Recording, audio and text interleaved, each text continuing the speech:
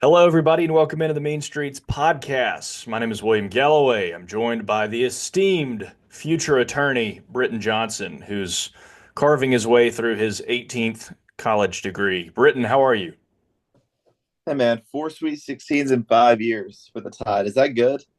I would say that's pretty good. I mean, you look at it, Nate Oates is in his sixth year, he's made five eligible tournaments, and the Sweet 16 has made it to the second weekend 4 out of 5 times, 3 years in a row. We're living through history right now, and we just need to pause and appreciate it because not everybody in this state, not everybody in the country can do what Alabama has done over the last half decade.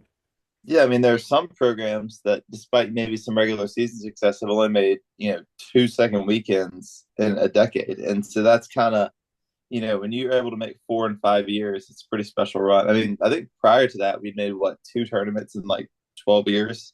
Yeah, it was like 2012 to 2018 under previous administrations and coaches, and now Alabama's sitting in their fifth year in a row, as we mentioned in the Sweet 16. So I want to ask you, just as a fan, right? As a former player and fan, you hear about runs of Bill Self. I think Bill made 23 in a row tournaments, or has made 23 in a row tournaments, which of course, when you're at a blue blood like Kansas, that's the expectation is you get to the tournament.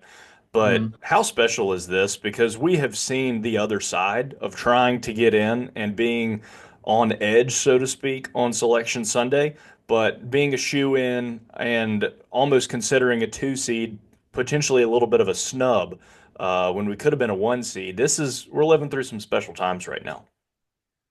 Yeah, I mean, I think it's worth reminding people where we were. I guess it would be 5 years ago, or 4 years ago, kind of going in that second year. Um, and I think I've said this a few times, but I remember distinctly we were going through goals for the season, and Jordan Bruner said, "Let's make it a goal to win a national title." And like, I'm all for it. Let's do it. But in my head, I was like, "Let's make the tournament first." Like that was kind of what was going. We'd been 2 years. I guess second year, who knows how it would have ended. I was like, let's make the tournament first. Let's go one step at a time. And we obviously fell short of a national title that year, but we're a two seed, won two SEC titles, and that kind of started this shift into what we are today, which is, you know, I'll say it this way: I listened to the whole Field of '68 podcast following the, I guess, the Sunday games, and there was no mention of Alabama St. Mary's. Not one mention. There was no person on that panel that thought it was even noteworthy that Alabama made a Sweet 16. It was an expectation.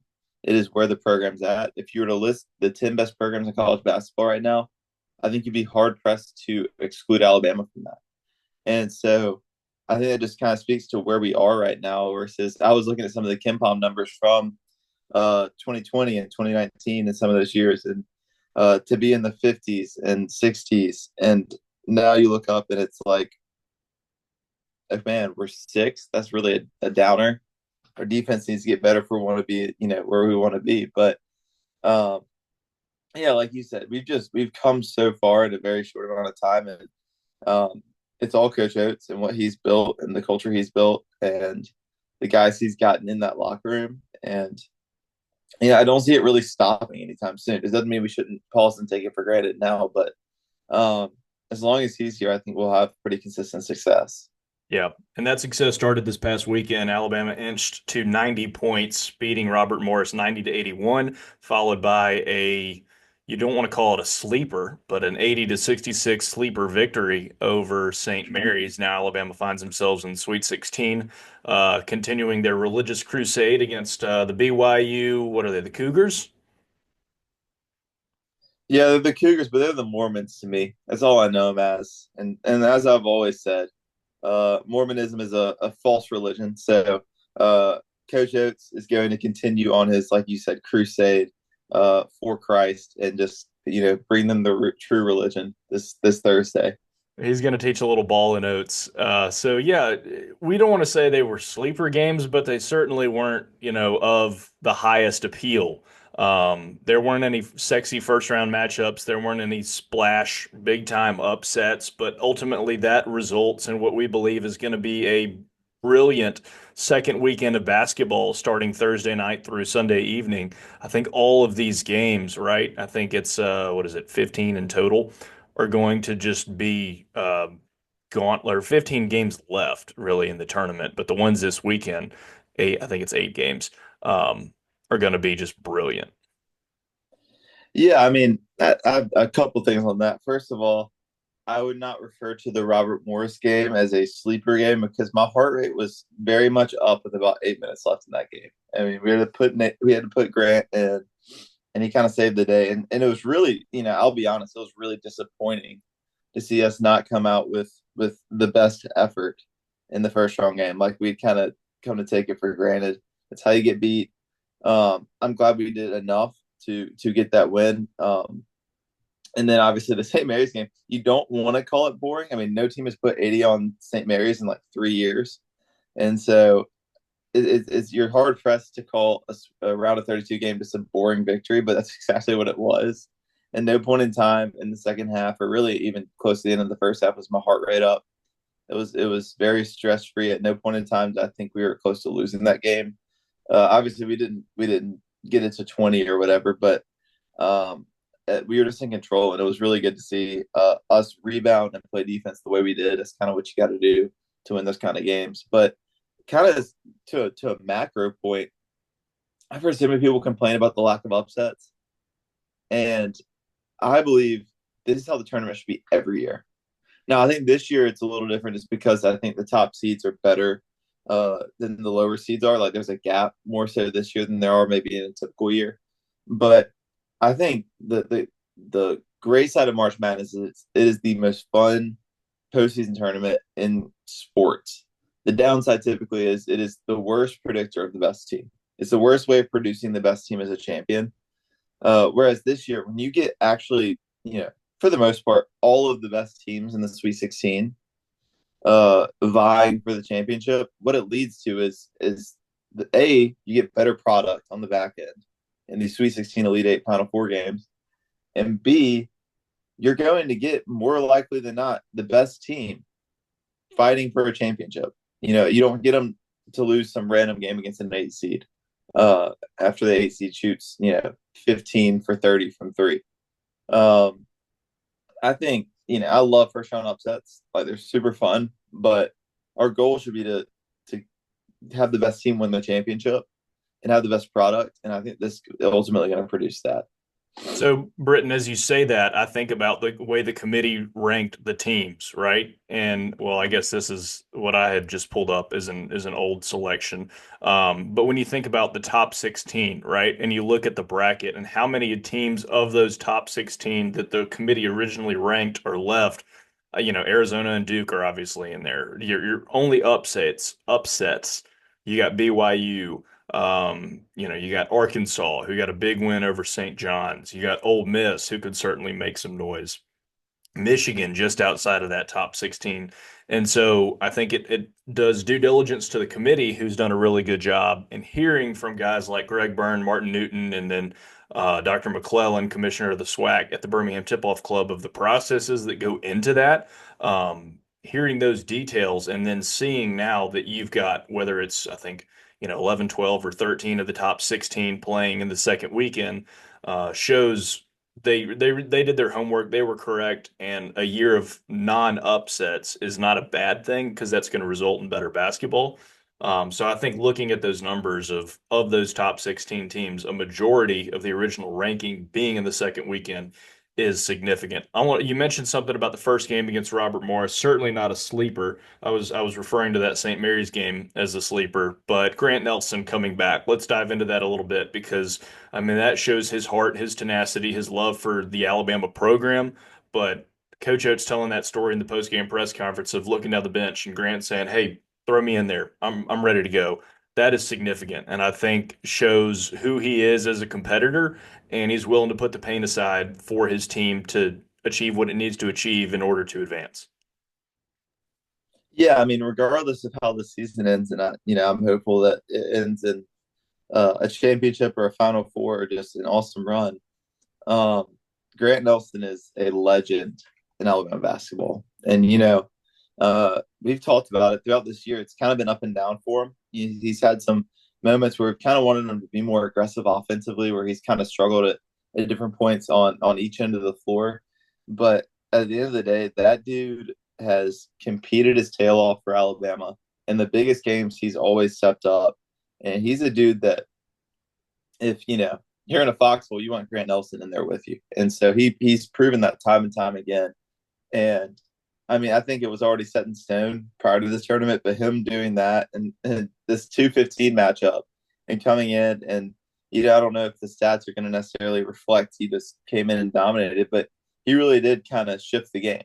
And so that was just kind of the moment to me that ultimately really cemented it that it doesn't matter how this ends. Grant Nelson is going to be remembered in 30, 40 years by Alabama fans as an all-time legend. So he won't have the accolades to back it up like Mark Sears does. He won't have the All SEC selections. He won't have the All American selections, but he is, you know, it's funny because like throughout the year, I would have probably said at different points, Grant might be like our fourth best player, or maybe fifth best player at different points, depending on how he's playing. He's our second best guy. He's our second most important guy. It's Mark and it's him. That when all the chips are down, like we're going to those two guys, and so um, you kind of know it, but it's cool to see it actually, play out. Yeah. All right, so we can't analyze every single matchup looking at this weekend, and we're certainly not going to break down the Alabama BYU into the nitty-gritty and bore you to death. We're just over 24 hours away from that game tipping off. But we talked about some of the exciting matchups, and really, we can go into the hypothetical here because we're just two dudes on a podcast, but the opportunity for Alabama, if Alabama does what it's supposed to do, to potentially play Duke, right? You look at uh, Houston versus a Kentucky or a Tennessee team. You look at most likely what I love in that South region is Auburn playing Michigan. Surely Auburn should win that one, but then a second, a spot to go to the Final Four versus either Ole Miss or Michigan State is must-watch TV. Florida Maryland's going to be a doozy of a game. And of course, you got Calipari. So, what excites you about this weekend's matchups? Obviously, in addition to Alabama, but what do you like about the matchups that are set in stone and also the potential matchups that we'll see Saturday and Sunday night? Yeah, I mean, we were talking about it earlier. It's just like the because of the lack of offsets, we have so many great games awaiting us, and so um, I think the nation is very excited for this Alabama BYU game. I think it has the highest over under by about 20 points. Um, it is going to be a lot of points scored. I'm really excited for it. I hope our defense shows up, and if so, I think we'll if our defense shows up and we can make a couple shots, I think we should do really well against them. But shoot, they're playing really well. They're very hot, and so super dangerous team. But you kind of go down the line. I'm so excited for Kentucky Tennessee round three. I think that'll be an awesome basketball game. We were talking before the podcast about how they always say it's hard to beat a team three times in a year. It's also hard to beat a team you haven't beaten twice, and so I'd rather almost be the team that is going in having won that the first two than the team that had lost the first two. Um, I'm really interested to see how like the one seeds handle the first games this weekend. How do Florida and Duke handle their respective matchups against Maryland and Arizona? I think they're both better than those teams, but if they don't show up, Florida got outplayed for about 37 minutes that UConn game, so they're going to show up. Which version's going to show up? Um, Michigan State Ole Miss could be very fun because Ole Miss and Michigan State both guard very well. Ole Miss, their offense, they figured something out over that week of not playing games after the SEC tournament, and they've been playing awesome the first two games. And so they're not playing like a six seed right now. And Chris Beard's one of the best coaches in college basketball, so that'll be a very fun coaching matchup between him and Izzo. Um, and then yeah, going back to the same thing for Auburn and Houston for these Sweet 16 games. Can they just handle business? Can the one seeds handle business? I think that they're, I think that Houston's a lot better than Purdue. I think that Auburn's a good bit better than Michigan, despite Michigan playing really well right now. Does Trey Donaldson have some black magic to pull on his former team this weekend, and can they get an upset? I believe Auburn's going to get through, and I think the one seed should be able to handle their business. But speaking from a strictly odds scenario, one of those teams is likely to lose. So who's going to be the team that kind of falters? Which four seed's going to step up?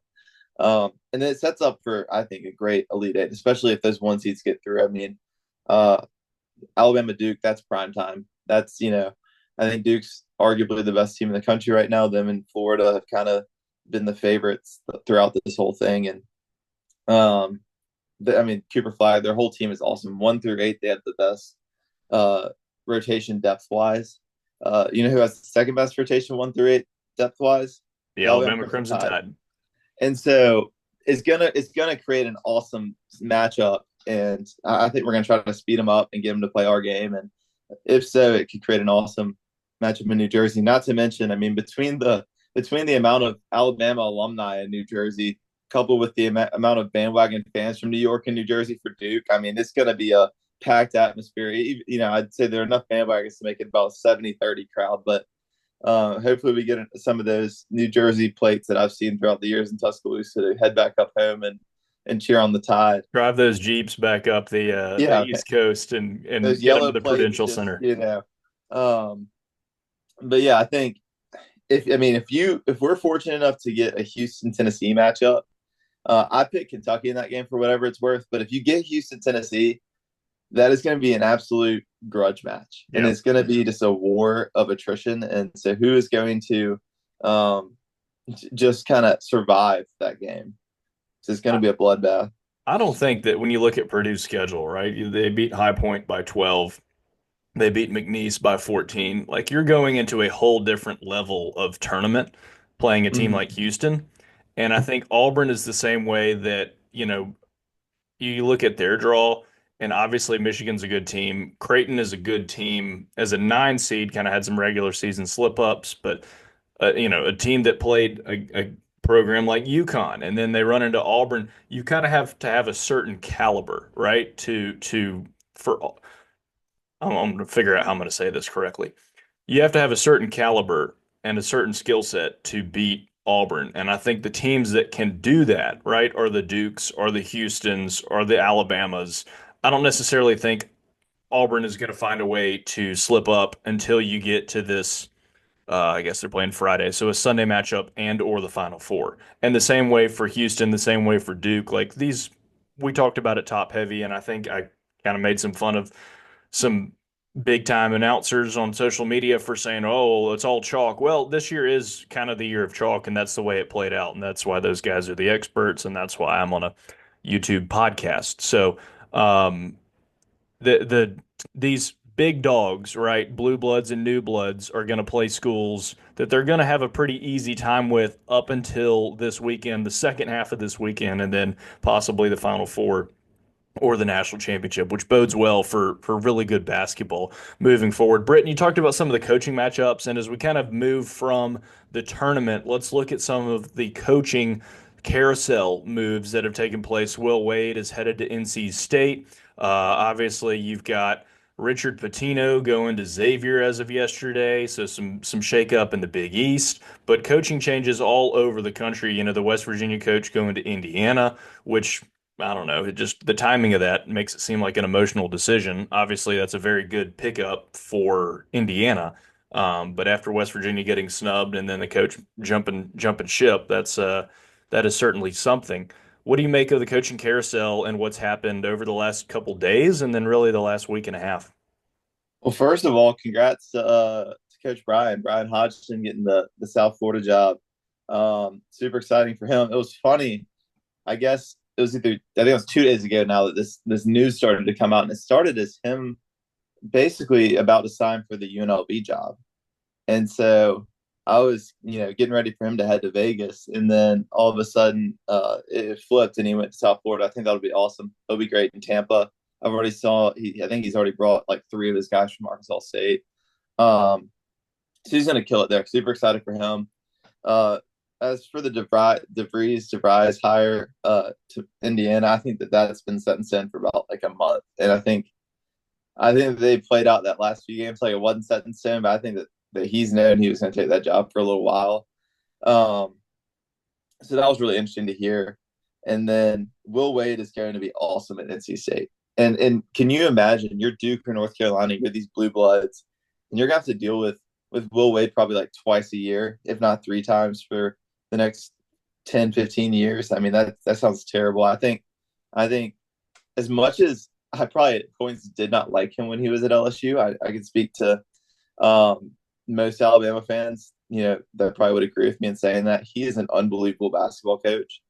And it's been really fun to follow him at McNeese. I really wanted to pick him this year, but I was like, I think Clemson's going to go on a run. I was too much of a coward to do it. And then obviously he gets that win. And he made Clemson look like the worst basketball team I've seen in my life for about 30 minutes of that game. Um, They almost did it. They almost came back. yeah, I mean they did, but Will Wade's awesome. He's going to do a great job. And Great then guy, stand up friend of mine. Texas, yeah, Texas getting Sean Miller um, was just add another great coach to the coaching tree of the SEC right now. And there are so many people that after the first like 5 games of the tournament, they're like, haha, SEC sucks. We told y'all they were overrated. You should not have put 14 teams in. And then we have 7 teams in the Sweet 16. Almost half the field is SEC. I mean, you have Arkansas stepping up and looking incredible right now. I wouldn't be surprised if they, uh, push Texas Tech and even Florida for a Final Four berth. So they've been unbelievable, and so I think the SEC has more than proved its worth these last couple of weeks. And I think Oates said it really well a couple of days ago when they asked him about transfer portal stuff. And he was like, I'm not doing much of it right now. Preston's going to kind of do all the work for me the next couple of days. But we got to get a couple guys because the SEC is not getting any worse. And so you have these amazing coaches across the league. I don't know that the number's going to be 14 every year, but you're going to have a ton of really great teams consistently that are going to be tournament level teams. And so I'm glad the SEC proved its worth this year. As much as sometimes I don't like to be just the SEC guy that cheers for all his other teams or whatever. 15 out of the 16 teams. Right, exactly. And yeah, I think CBM was talking about how he wants the SEC to do well except for Alabama. And I don't think I Fair. relate to CBM on much, but I was like, I get it, dude. I'm probably in the same boat, just the other way around. And so, no, it's been really great for the SEC this week, and I think Sean Miller is going to be another great coach to throw in there. And the league's not going anywhere, so it's been cool to follow. All right, BJ, thank you for your analysis. Thank you for your feedback. We've got an exciting Sweet 16 Elite Eight weekend coming up. Alabama taking on BYU at 6:10 on Thursday night in the Prudential Center. I believe that game is on CBS, followed by a really good matchup, Duke taking on Arizona. So really fired up about this weekend. Thank you for your time. Thank you for your insights. It is always good to be an Alabama fan, but especially good when Alabama is in its third straight Sweet 16. It's fourth in 5 years. And I think about the first time of that run that I was up in Indianapolis with your parents. It was the COVID year, but we went and we ate Arby's after not putting up many points in overtime against UCLA, and how far we've come on a Final Four run and our third straight Sweet 16. So it's been a heck of a journey. Looking to continue this road for Alabama, and I will leave you with the closing word as we approach our second weekend of the best tournament of the year in March Madness.